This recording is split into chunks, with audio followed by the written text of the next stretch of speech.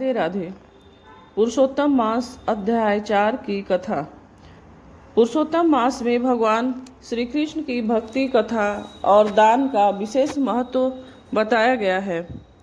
अध्याय 4 की कथा में भगवान श्री कृष्ण भक्तों को यह समझाते हैं कि जो मनुष्य इस पवित्र मास में श्रद्धा से व्रत, पूजा, कथा और नाम स्मरण करता है, उसके सभी पाप नष्ट हो जाते हैं। एक बार एक गरीब ब्राह्मण बहुत दुखी जीवन जी रहा था। उसके पास धन नहीं था और परिवार भी कष्ट में था। वह प्रतिदिन भगवान श्री कृष्ण का स्मरण करता था, लेकिन उसे कोई उपाय समझ नहीं आता।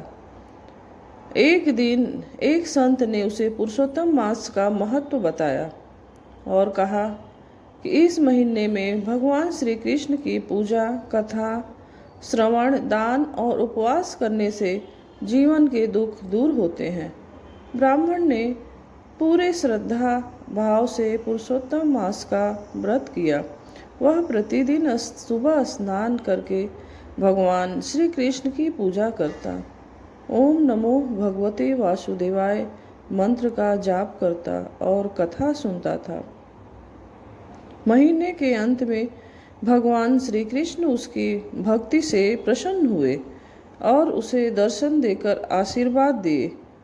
भगवान ने कहा, जो भक्त पुरुषोत्तम मास में सच्चे मन से मेरा स्मरण करता है, मैं उसके सभी कष्ट दूर करता हूँ और उसे सुख, शांति तथा मोक्ष प्रदान करता हूँ। इसके बाद ब्राह्मण का जीवन सुखमय हो गया और उसने भगवान की महिमा सबको बताई। प्राचीन समय की बात है। वृंदावन के पास एक छोटा सा गांव था। उस गांव में माधव नाम का एक गरीब ग्वाला रहता था। उसके पास कुछ गायें थी। उन्हीं के दूध को बेचकर वह अपना जीवन परिवार का पालन करता था। माधव भगवान श्री कृष्ण का बहुत बड़ा भक्त था। सुबह उठते ही वह राधे कृष्ण नाम का जाप करता और रात को सोने से पहले भगवान की कथा सुनता था। लेकिन कई वर्षों से उसका जीवन दुखों से भरा हुआ था। कभी गाय बीमार हो जाती, कभी घर में अन्न खत्म हो जाता। गांव वाले उसका मजाक उड़ाते, सिर्फ कृष्ण कृष्ण करने से कुछ नहीं होता। माधव यह सुनकर भी मुस्कुरा देता और कहता, मेरे कान्हा देर करते हैं और अंधेर नहीं। एक दिन गांव में एक वृद्ध संत आए। पूरे गांव के लोग उनके दर्शन करने पहुंचे। संत ने सभा में पुरुषोत्तम मास का महत्व बताया। उन्होंने कहा, यह महीना स्वयं भगवान विष्णु और श्री कृष्ण को अत्यंत प्रिय है। जो व्यक्ति इस मास में भक्ति, कथा, दान और नाम स्मरण करता है, उसके जीवन के बड़े बड़े दुख समाप्त हो जाते हैं। माधव ने संत के चरण पकड़ लिए और बोला, गुरुदेव, मैं बहुत गरीब हूँ, मेरे पास धन नहीं है, मैं क्या करूँ? संत मुस्कुराए और बोले, बेटा, भगवान को धन नहीं, सच्चा प्रेम चाहिए। तुम प्रतिदिन स्नान करके श्री कृष्ण की पूजा करो, दीपक जलाओ, तुलसी पर जल चढ़ाओ और कथा सुनो, भगवान अवश्य कृपा करेंगे। उस दिन से माधव ने पुरुषोत्तम मास का व्रत आरंभ कर दिया। वह रोज सुबह नदी में स्नान करता, मिट्टी से छोटा सा दीप बनाता और अपने टूटे हुए मंदिर में श्री कृष्ण की पूजा करता। उसकी पत्नी कभी कभी दुखी होकर कहती, घर में खाने को अन्न नहीं है और तुम पूजा में लगे रहते हो। माधव शांत स्वर में कहता, भगवान पर विश्वास रखो, एक दिन सब ठीक हो जाएगा। दिन बीतते गए। एक रात माधव बहुत भूखा था। घर में सिर्फ थोड़ा सा आटा बचा था।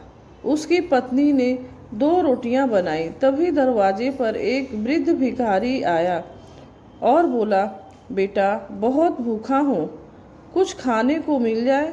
पत्नी नाराज हो गई, हम खुद भूखे हैं, इन्हें क्या दें? लेकिन माधव ने अपनी दोनों रोटियां उस भिखारी को दे दी। भिखारी ने प्रेम से भोजन किया और जाते जाते बोला, तुम्हारी भक्ति व्यर्थ नहीं जाएगी। उस रात माधव भूखा ही सो गया।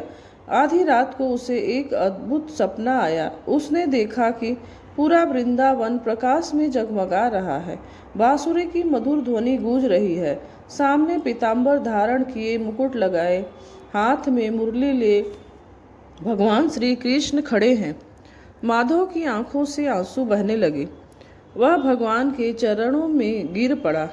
भगवान श्री कृष्ण बोले, माधव, मैं तुम्हारी भक्ति से अत्यंत प्रसन्न हूँ। आज जो भिखारी तुम्हारे घर आया था वह मैं ही था। तुमने भूखे रहकर भी मुझे भोजन कराया। पुरुषोत्तम मास में किया गया छोटा सा दान भी अनंत फल देता है।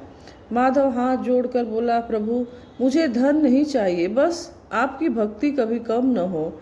भगवान मुस्कुराए, तुम्हारे घर कभी अन्न की कमी नहीं होगी। सुबह जब माधव उठा तो उसने देखा कि उस टूटी हुई झोपड़ी के बाहर गाय खड़ी थी। गांव के लोग आश्चर्यचकित थे। उसी समय गांव के एक धनी व्यापारी वहां आया और बोला, कल रात मुझे स्वप्न में भगवान श्री कृष्ण ने आदेश दिया कि मैं अपनी आधी संपत्ति तुम्हें दान कर दूं।